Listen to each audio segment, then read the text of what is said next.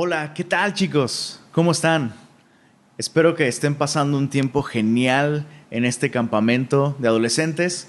Y bueno, aunque yo no soy adolescente desde hace muchos años ya, estoy súper feliz de la invitación para poder pasar este tiempo juntos aprendiendo de la palabra de Dios. El tema que me ha tocado, avanzando con este estudio sobre la armadura de Dios, el tema que me ha tocado es el yelmo de la salvación. Me gustaría simplemente hacer una breve oración. ¿Por qué no me acompañas a orar?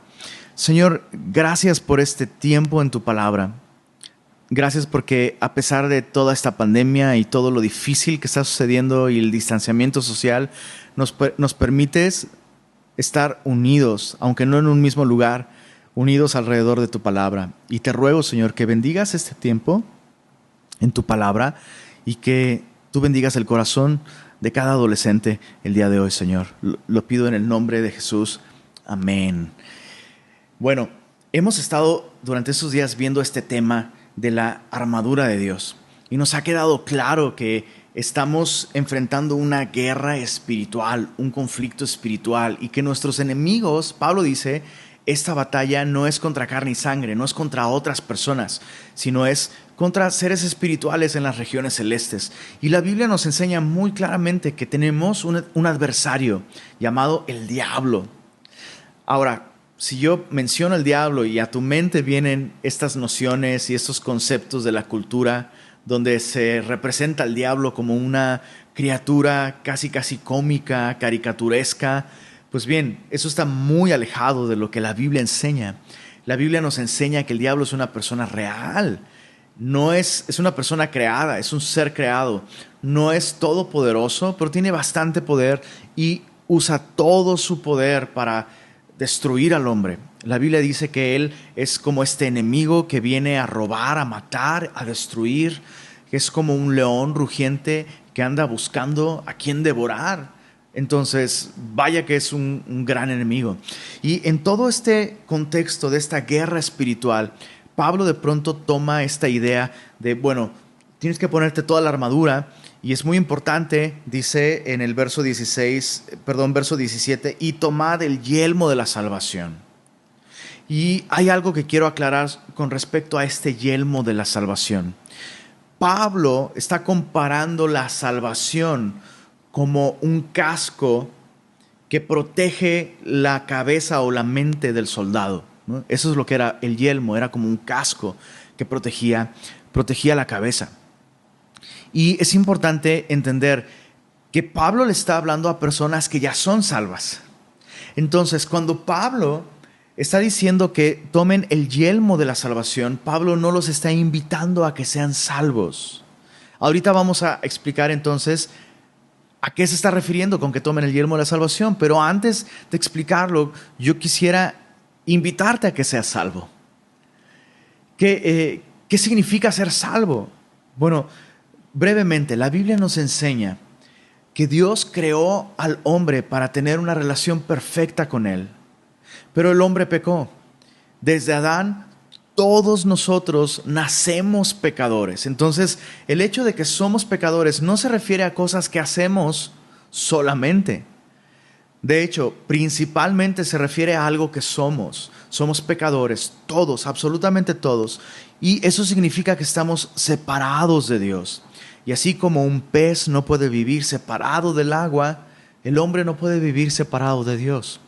Es por eso que el hombre muere.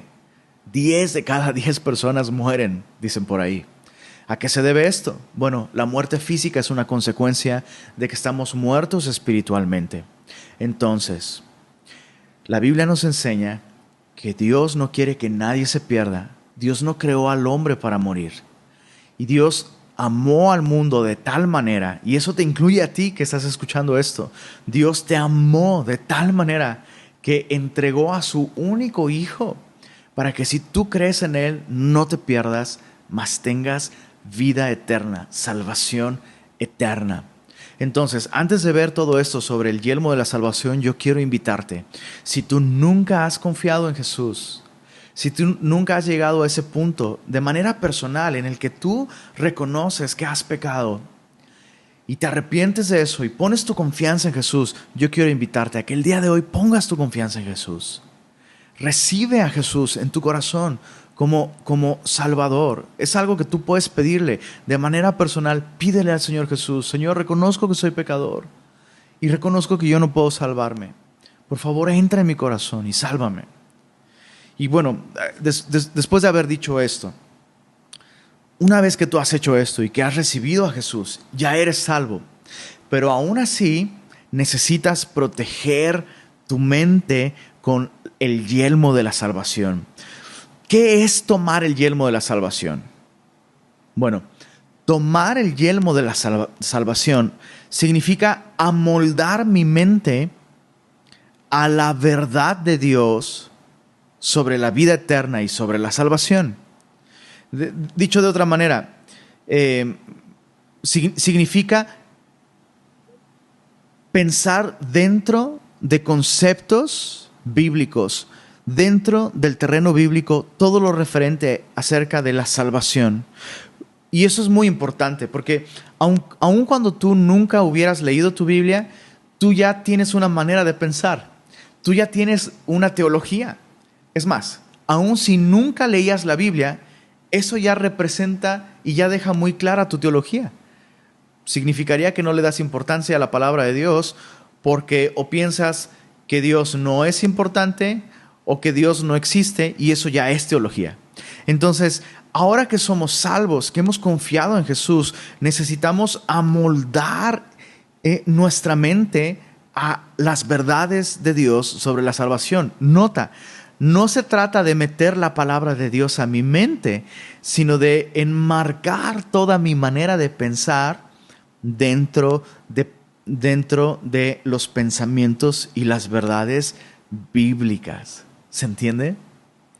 Déjame ponerte un ejemplo. Pablo le dijo a los romanos, en Romanos capítulo 6, versos 17 al 18, Pablo dijo esto, dijo, pero gracias a Dios que aunque erais esclavos del pecado, habéis obedecido de corazón a aquella forma de doctrina a la cual fuisteis entregados.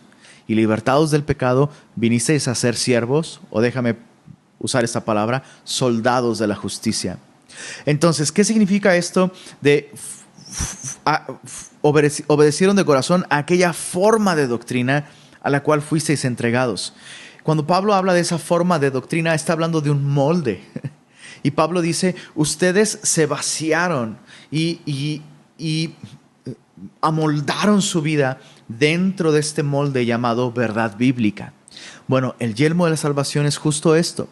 Tú y yo tenemos que meter nuestra manera de pensar, amoldarla, enmarcarla dentro de las verdades bíblicas acerca de la salvación. Eso es lo que significa. Entonces, ¿cómo lo hago? Bueno, ya vimos qué es tomar el yelmo de la salvación. Amoldar mi manera de pensar dentro de las verdades bíblicas. Bueno, ¿cómo lo hago? Estudiando y meditando las verdades acerca de la salvación. Yo quiero invitarte a hacer esta tarea. Durante tu lectura bíblica, o incluso puedes pedirle ayuda a tus papás, que juntos busquen y vayan haciendo una lista de los versículos que hablan acerca de la salvación. Y memorízalos. Hazte este reto de memorizarlos y recordar la cita bíblica en donde están y recordar exactamente lo que dicen. Yo quiero simplemente proponerte el día de hoy 3 verdades bíblicas sobre la salvación en las que debes refugiar tu mente. Segunda de Corintios 5, 17. Dice lo siguiente: de modo que si alguno está en Cristo, nueva criatura es. Las cosas viejas pasaron, he aquí, todas son hechas nuevas. Segunda de Corintios 5, 17. Esa es una verdad dentro de la cual puedes refugiar tu mente. Tal vez piensas que hay partes de ti que incluso tú mismo, a ti mismo te duelen y te lastiman y lastiman a otros y dices, nunca voy a cambiar. Ese es un ataque terrible que te puede paralizar. Necesitas refugiar tu mente en 2 Corintios 5, 17. Si estás en Cristo, eres una nueva criatura y Dios está haciendo nuevas todas las cosas en tu vida. Segunda verdad acerca de la salvación. en la que puedes refugiar tu mente. Filipenses 1:6. Filipenses 1:6 dice así: estando persuadido de esto, que el que comenzó en vosotros la buena obra, Él la perfeccionará hasta el día de Jesucristo. Vaya que esa es una verdad que nos puede proteger en momentos difíciles, aún siendo ya salvos, aún siendo cristianos. Hay veces en las que pensamos que, no sé, que tal vez Dios nos va a abandonar, que tal vez somos demasiado cabeza dura o corazón duro. Y este versículo nos ayuda. Él comenzó en ti la buena obra, así que Él la va a perfeccionar. Filipenses 1:6. Un tercer texto que me gustaría compartir contigo sobre la salvación se encuentra en Efesios capítulo 1.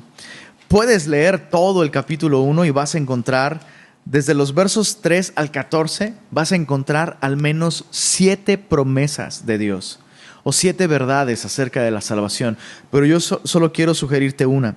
Efesios 1:4 dice: según nos escogió en Él, Dios nos escogió en Cristo, antes de la fundación del mundo, para que fueseis santos y sin mancha delante de Él, en amor habiéndonos predestinado para ser adoptados hijos suyos por medio de Jesucristo, según el puro afecto de su voluntad. Déjame enfocarme en un solo aspecto de este versículo. Fuimos escogidos antes de la fundación del mundo. Dios te escogió antes de que hicieras bien o mal, antes de que hicieras algo digno de alabanza o algo digno de reproche. Él te amó, y su amor es el mismo desde antes de la fundación del mundo hasta el día de hoy. El Señor no te va a abandonar. Su amor por ti no cambia nunca.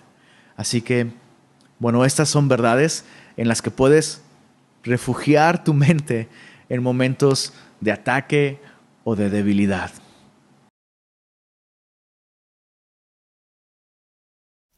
Efesios capítulo 6, verso 17. Y tomad el yelmo de la salvación y la espada del Espíritu, que es la palabra de Dios. ¿Oramos? Señor, gracias por esta porción, pero te pedimos que tú nos ayudes y nos equipes con tu palabra para poder hacer frente ante los ataques del enemigo, pero también para cumplir tus propósitos. En el nombre de Jesús, amén. Bueno, pues Pablo al pensar en una armadura, está pensando en una armadura romana, con un guerrero romano y una espada, en un ejército poderoso y equipado, porque el imperio romano estaba en expansión constante y tenía oponentes y se daban grandes batallas. Pero el ejército romano era poderoso por las herramientas que tenía, por las armas que tenía, ¿verdad? Y lo hacía prácticamente invencible. Pero el propósito no era solamente ganar la batalla, sino era expandir el reino. Es que teniendo en cuenta esto, también Pablo ocupa esta imagen para hablar acerca de la realidad espiritual en la vida del creyente. Nosotros también tenemos un rey, ¿verdad? Este rey es Jesucristo, el Rey de Reyes y Señor de Señores. Y su propósito es la expansión de su reino y nos ocupa a ti y a mí como sus guerreros para llevar a cabo su obra.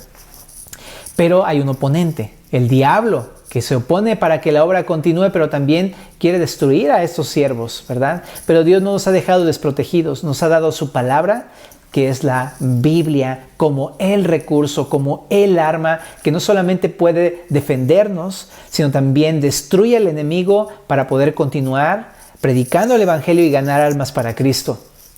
Así es que esto es lo que vemos en este pasaje. Entonces, como un punto importante, no olvides el propósito principal.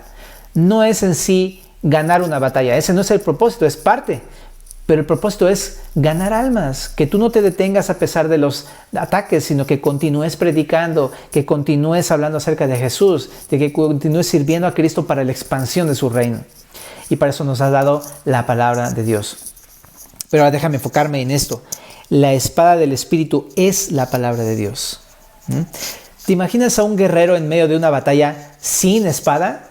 No podría ni cumplir el propósito de su rey, ni tampoco podría ser útil en batalla, solamente podría salir corriendo, ¿verdad? De la misma manera, una persona que no está metida en la palabra de Dios, tampoco puede cumplir el propósito ni defenderse, solamente puede salir huyendo, ¿verdad?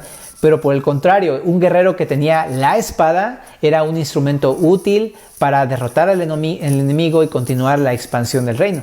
Y de igual manera también en la vida cristiana. Una persona que es diestra en la palabra de Dios, que conoce su Biblia, que constantemente está pegada a ella, no solamente se puede defender del enemigo, también puede derrotar estos ataques y continuar haciendo lo que Dios quiere, alcanzar almas, predicar el evangelio, expandir el reino de Jesucristo, ¿verdad? Así que esa es la importancia de tener la Biblia en nuestras vidas de una manera abundante. Colosenses 3:16 dice, la palabra de Cristo mora en abundancia en vosotros, ¿verdad? Pero quiero decir también esto, la palabra es poderosa, ¿no? No es un arma, es el arma que Dios nos ha dado. Recordemos que la batalla que estamos enfrentando no es una batalla terrenal como la del Imperio Romano con un enemigo terrenal, sino que la batalla es espiritual con un enemigo espiritual que es el diablo y sus huestes, ya lo vimos en el verso 11 y 12. Por tanto, Dios nos da un arma lo suficientemente poderosa para derrotar estas cosas. Es la palabra de Dios. La palabra de Dios es el recurso de Dios, es el arma que nos va a ser útil para enfrentar esos ataques y vencerlos. Déjame decirte que ningún otro recurso te va a funcionar. Ni tu fuerza de voluntad, ni tu fuerza física, ni tu carisma, no te va a funcionar tus razonamientos, nada de eso va a ayudarte, ni tus buenos argumentos. La batalla espiritual es mucho más difícil y complicada, pero por eso Dios nos da su arma, que es la palabra. Y dice ahí que es la espada del Espíritu, porque la batalla es espiritual. No podría vencer nadie a un enemigo espiritual si no es el mismo Espíritu de Dios, ¿verdad? Pero no solamente lo dice porque es el Espíritu de Dios el que vence, sino también porque es el Espíritu de Dios el que nos capacita a nosotros, ¿no? El Espíritu mismo nos da esta espada y nos enseña a usarla. Por eso en Juan 14, verso 26 dice, mas el Consolador, el Espíritu Santo, a quien el Padre enviará en mi nombre, Él os enseñará todas las cosas y os recordará todo lo que yo os he dicho, ¿verdad? Entonces por eso le llama la espada del Espíritu. Él nos las da, es su recurso, pero Él nos enseña a usarla. Pero es poderosa. En Hebreos 4:12 dice que la palabra de Dios es viva y eficaz y más cortante que toda espada de dos filos. Es poderosa. También en 2 de Corintios capítulo 10, verso 4 dice, las armas de nuestra milicia no son carnales. ¿Por qué? Porque toda arma carnal en contra de Satanás no sirve para nada. Al diablo le encanta llevar a las personas al área terrenal y carnal donde hay pleitos y discusiones porque ahí puede despedazar a las personas. Pero las armas, dice aquí, son poderosas en Dios para la destrucción de fortalezas, derribando argumentos y toda altivez que se levanta ¿contra quién? No contra nosotros, ¿verdad? Dice aquí, contra el conocimiento de Dios y llevando cautivo todo pensamiento a la obediencia a Cristo. Así que este es el recurso espiritual, este es el recurso de Dios y es lo único que puede vencer al enemigo para continuar la obra de Dios. Entonces nos debemos preguntar, ¿de qué manera estoy enfrentando las batallas? ¿Es con mis fuerzas, con mis argumentos, con mi razonamiento, poniéndome yo estrategias carnales para ganar? ¿No? ¿Usando mis fuerzas? Dice Zacarías 4:6, no con ejército ni con fuerza, sino con mi espíritu, ha dicho Jehová de los ejércitos. Jesús venció en repetidas ocasiones con la palabra cuando llegaban ataques. ¿Te acuerdas de las tentaciones en el desierto? ¿Verdad? Y todas usó la palabra. Él decía, escrito está. Así que el mismo Jesús nos da ejemplo. La palabra es invencible. ¿Pero qué tengo que hacer con la palabra de Dios? Pues como una espada. Ponerse la espada implica entonces equípate con la palabra de Dios, ¿verdad? Y ahorita vamos a ver 4 métodos para equiparte con la palabra de Dios. Pero piensa, antes de darte esos ejemplos, ¿qué pasaría si un guerrero comienza a ponerse la espada comienza a aprender a usar la espada en el mismo momento de la batalla? Pues evidentemente sería derrotado en ese momento, ¿verdad? Así que estas cosas que vamos a ver Tenemos que empezar a hacerlas ahorita, aunque a lo mejor el día de hoy no tengas una batalla así. Pero número 1, ¿cómo equiparte con la palabra de Dios? Lee la palabra de Dios. Lee la palabra de Dios. Tienes que aprender a ser un lector. Número 2, en tu tiempo devocional, pasar tiempos devocionales con Dios, tiempos de devoción con Dios, porque mientras en la lectura a lo mejor abarcas una gran cantidad de texto, en los tiempos devocionales puedes profundizar, puedes meditar y reflexionar en pequeñas partes. Así que medita en la palabra de Dios en tus tiempos devocionales. Reflexiona y trata de entender qué es lo que dice. Número 3, estudia sistemáticamente la Biblia, ¿verdad? Con recursos, comentarios, diccionarios, etcétera. Puedes profundizar y aclarar dudas que te van a fortalecer tu fe y ayudar en los momentos de dificultad. Y 4, memoriza la palabra de Dios. Esta es una herramienta súper útil, a mí me ha bendecido muchísimo. Por ejemplo, la serie Navegantes tiene esto de la seguridad de salvación, del perdón, la seguridad de la victoria, etcétera. Y son súper útiles sacar esas herramientas en el momento en el que estás enfrentando una duda, un temor, cualquier ataque del enemigo. Así es. Muy bien. Y último punto que quiero decirte, mantente puesta la espada. O sea, no solamente equípate, sino mantente meditando en la palabra, mantente pegado a la palabra. Es que la verdad no sabemos cuándo va a venir un ataque del enemigo. Por eso no podemos estudiarlo un rato y al rato relajarnos y dejarla por ahí y empezar a hacer nuestras cosas. Sino que debemos estar pegados a nuestras Biblias para cualquier ataque. En Nehemías 4:17 así lo decía. Los que edificaban tenían en una mano en la obra y la otra mano en la espada, ¿verdad? Entonces eso es lo que tenemos que hacer, estar pegados a la palabra del Señor. ¿Oramos? Señor, gracias por querer capacitarnos con tu palabra, pero te pedimos que lo hagas, Señor. Ayúdanos, no solamente para estar protegidos por ti, Señor, sino para también cumplir tus propósitos y poder alcanzar a las personas, Dios. Te rogamos eso, Señor, y gracias por ese texto, en el nombre de Jesús. Amén. Hola chicos, ¿cómo están? Soy JJ y a mí me tocó hablar de Efesios capítulo 6, verso 18, la parte A de este texto. Pero antes de ir al texto, vamos a orar, chicos, vamos a poner este tiempo en manos de Dios.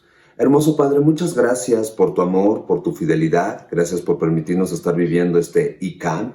Gracias por todos los recursos que nos das, mi Señor. Y gracias por tu palabra. Te rogamos que nos hables, que le hables a mis amigos, que me hables a mí, que nos ayudes a atesorar tu palabra en nuestros corazones para que a su tiempo dé un fruto agradable, mi Dios. Bendícenos con tu presencia y con la llenura de tu Espíritu Santo, Padre. Te lo rogamos en el nombre de Jesús. Amén. Ok, chicos, pues vamos a Efesios capítulo 6, verso 18. Solo vamos a estudiar la parte A del verso, la primera parte del verso, que dice así, Efesios 6, 18. Orando en todo tiempo, con toda oración y súplica, en el Espíritu. La idea que nos quiere presentar Pablo es que hagamos todo tipo de oración todo el tiempo, que oremos sobre de orar.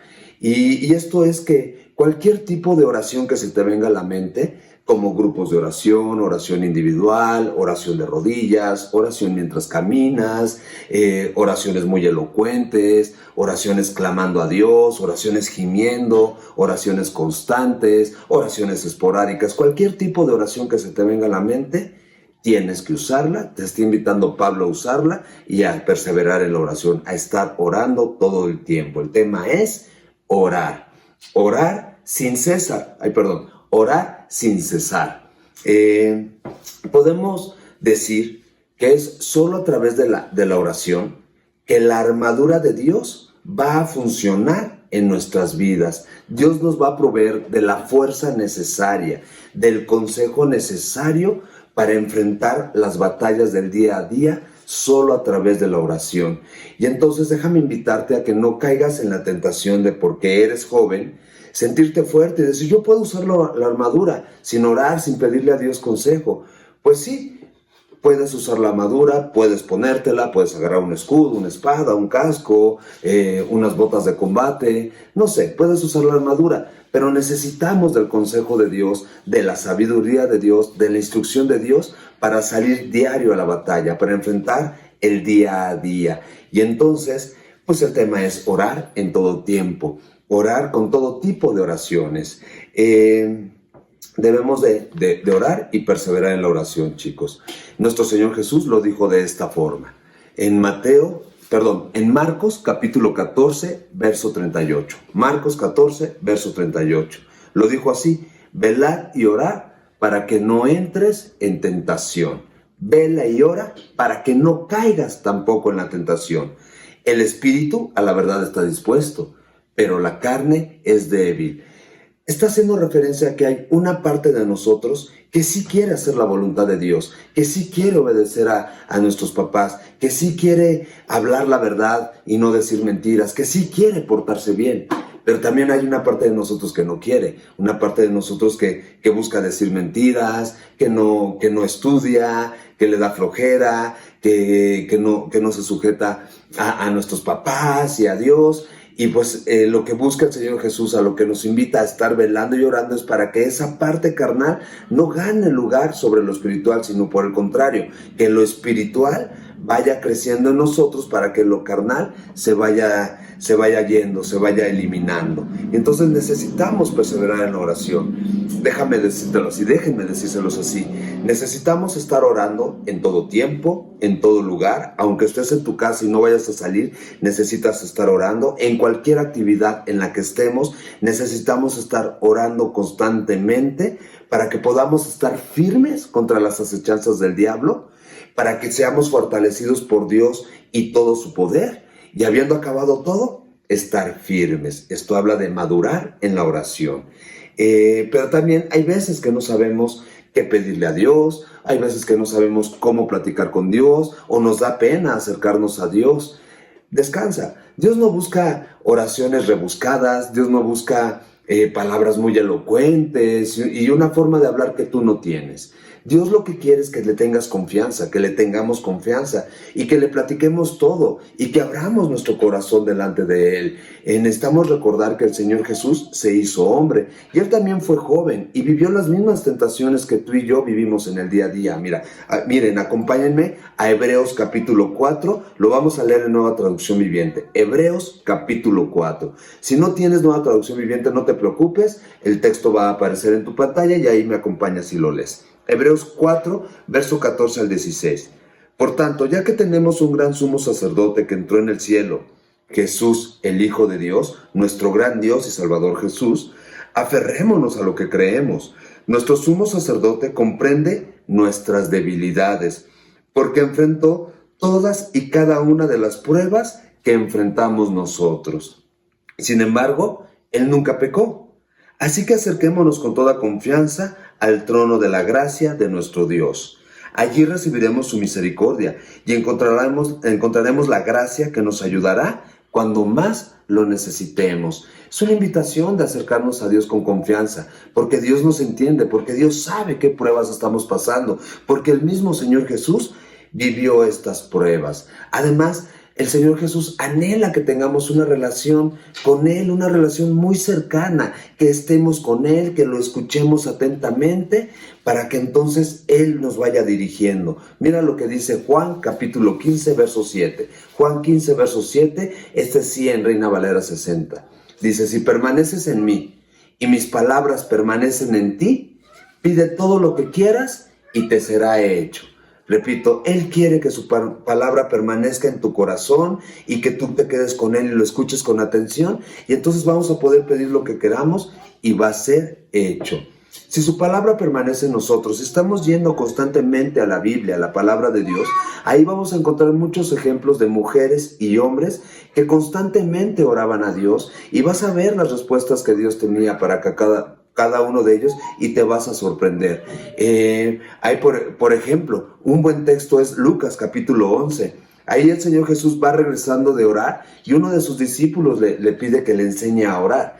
Y entonces les enseña a orar, ahí es donde encontramos el Padre Nuestro. Y al final en el verso 13 les dice esto: si ustedes siendo malos tienen buenos regalos para con quienes aman, ¿cuánto más vuestro Padre dará el Espíritu a todo aquel que se lo pida? Ahí tenemos un buen ejemplo de oración. pedir el Espíritu Santo y tenemos la certeza de que Dios lo va a dar, de que Dios lo va a conceder. Otro buen libro que podemos usar para tener ejemplos de oración es el libro de los Salmos. En este libro hay oraciones de gente enojada, de gente triste, de gente que estaba perdiendo la esperanza, de gente que estaba siendo perseguida, de gente que estaba muy alegre y quería adorar a Dios. Entonces te sugiero que vayas, que los leas con calma y ahí puedes encontrar diferentes formas de expresarte para expresarle a Dios lo que estaba sintiendo. Es como cuando alguien escribe una canción y en esa canción expresa lo que tú querías decir y no encontrabas las palabras y alguien más lo hace. Úsalo. También Pablo en sus diferentes cartas que escribe, en todas ellas se vas a encontrar oraciones por sus amigos, oraciones por la iglesia, oraciones por su nación, pidiéndole a Dios que a los que él amaba se arrepintieran y conocieran a Dios, oraciones por él mismo también, porque Dios lo sanara de enfermedades, porque Dios lo cuidara, porque Dios le permitiera realizar algún viaje. Te sugiero que vayas y las leas. Es más, en esta carta, en la carta a los Efesios, en el capítulo 3, en el verso 14 en adelante, vas a encontrar una oración maravillosa que también te sugiero que la leas con calma, que la medites y que tú se la pidas a Dios. En esta oración Pablo le está pidiendo a Dios que lo fortalezca en su hombre interior con poder por su Espíritu Santo. Lo que busca Pablo es que sea el Señor Jesús el que habite en su corazón, porque Pablo quiere ser lleno de la plenitud de Dios, porque Pablo quiere conocer el amor de Dios, cuán ancho, cuán largo, cuán alto, cuán profundo es el amor de Dios, y hace esa petición Pablo. Entonces te sugiero que lo busques. Además, Dios no quiere que vivamos angustiados. Dios no quiere que vivamos con esa sensación de que nadie nos escucha, de que nadie nos entiende, de que a Él no le preocupan nuestros problemas. Por el contrario, Dios quiere que nos acerquemos a Él con confianza. Mira, acompáñame a Filipenses capítulo 4. Filipenses capítulo 4. Igual en Nueva Traducción Viviente vamos a leer versos 6 y 7, que dice así: no se preocupen por nada, en cambio, oren por todo. Díganle a Dios lo que necesitan y denle gracias por todo lo que Él ha hecho. Así experimentarán la paz de Dios que supera todo lo que podemos entender. La paz de Dios cuidará de sus corazones y de sus mentes mientras vivan en Cristo Jesús. O Juan 16:24 que dice: hasta ahora nada habéis pedido en mi nombre, pedid y recibiréis, para que tu alegría, para que tu gozo sea cumplido. Tengamos confianza de acercarnos a Dios, de pedirle a Dios. Dios nos escucha y Él va a responder nuestras oraciones. Mira lo que dice la primera carta según San Juan. Primera de Juan, capítulo 5, versos 14 y 15, dicen así: y estamos seguros de que Él nos oye cada vez que le pedimos algo que le agrada. Y como sabemos que Él nos oye cuando le hacemos nuestras peticiones, también sabemos que nos dará lo que le pedimos. Así es que oremos y acerquémonos con confianza. Y esto nos va a llevar a orar en todo tiempo, con toda oración y súplica en el Espíritu, con la confianza de que Dios escucha y responde a nuestras oraciones. Vamos a orar, chicos. Hermoso Padre, muchas gracias por tu amor, gracias por tu fidelidad, gracias por hablar a nuestros corazones y por invitarnos a orar, por invitarnos a buscarte. Te rogamos, Padre, que te glorifiques sobre nosotros, que nos llenes de tu Espíritu Santo y eso, enséñanos a orar, Padre. Te lo rogamos en el nombre de Jesús. Amén.